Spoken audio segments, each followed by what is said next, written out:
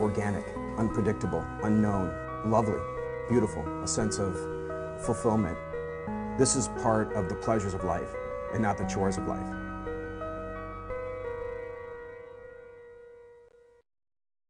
Thanks for tuning into your Wednesday edition of Daily Iowan Television, your news, sports, and weather source for the Daily Iowan. I'm Kristen Meyer here in the Daily Iowan newsroom to give you a quick update at what's going on in the Iowa City area. We sat down with President Sally Mason today to discuss the decrease in tax dollars going to higher education.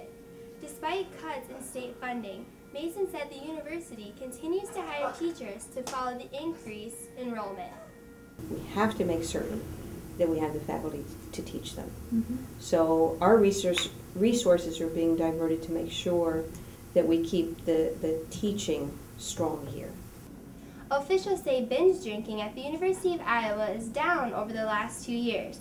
According to the National College Health Assessment Survey, the University of Iowa binge drinking has dropped 8% since 2009. More than 800 University of Iowa students completed an anonymous survey. The results showed that nearly all negative consequences that occur while binge drinking have decreased as well. That includes a 24% decrease in driving after drinking and a 36% decrease in students involved in physical fights. Vice President for Student Life Tom Rocklin said a variety of factors led to the decrease, including the 21 ordinance. On display at the University of Iowa's main library are historical diaries of soldiers. The exhibit is called Now Do Not Let Your Courage Fail, Voices from the Civil War. The exhibit is not exclusively dedicated to diaries, but includes artifacts from the war. Visitors also have the ability to digitally access full documents by scanning codes under each piece. The diaries will be on display until the end of July, but will still be accessible through the university's Special Collections Department. Recently, many parts of Iowa have been affected by tornadoes. When a tornado warning is in effect, sirens sound throughout Johnson County, cities, but in many other parts, the sirens are never heard. Over the next 5 years, rural areas across Johnson County will receive 6 new sirens. The new wireless sirens cost between $15,000 and $25,000 each. Once installed, the sirens only require battery replacements every 2 to 3 years. No other routine maintenance is required, officials said. The first area to receive new warning coverage is Joetown, a village of about 75 people. The siren will be installed in July. The Sierra Club is an organization determined to explore and protect the environment. I sat down earlier today with Tom Karsner, the chair of the Iowa City Group, to see what they have in store for summer. Well, we are continuing our Cool Cities project.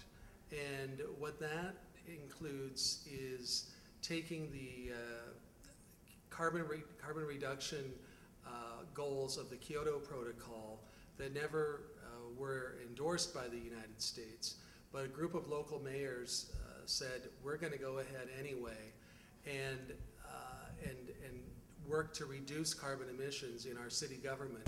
And now let's take a look at sports. College and high school women's basketball players around the area kicked off the 11th year of the Game Time League tonight. The Game Time League is a sister league of the Men's Primetime League, which is in its 25th year of action. The league consists of a 4-game regular season with a single elimination playoff that begins near the end of July. 5 of the 6 top players picked in this year's Game Time League draft were Hawkeyes, including Hawkeye leading scorer Jamie Prunty and point guard Camille Wally. And now a quick look at the weather. Tomorrow we have a 30% chance of rain and thunderstorms with a high of 63 degrees and a low of 55 degrees. And for your 6-day forecast, Saturday will give us a break from the rainy weather with sunny skies and highs in the mid-70s. The early part of next week will bring about more showers and storms. Skies won't clear up until next Wednesday. Temperatures will also increase into the mid-80s. And only with the Daily Iowan TV can you get a sneak peek into Friday's pages of the Daily Iowan. You can read local responses to President Obama's plan to draw down troop levels in Afghanistan and read about how an end to ethanol subsidies could affect Iowans. And that's the inside look at what's going on in the Iowa City area. Tune in tomorrow at the same time or check us out at dailyiowan.com. Thanks for tuning in to the Daily Iowan. I'm Kristen Meyer.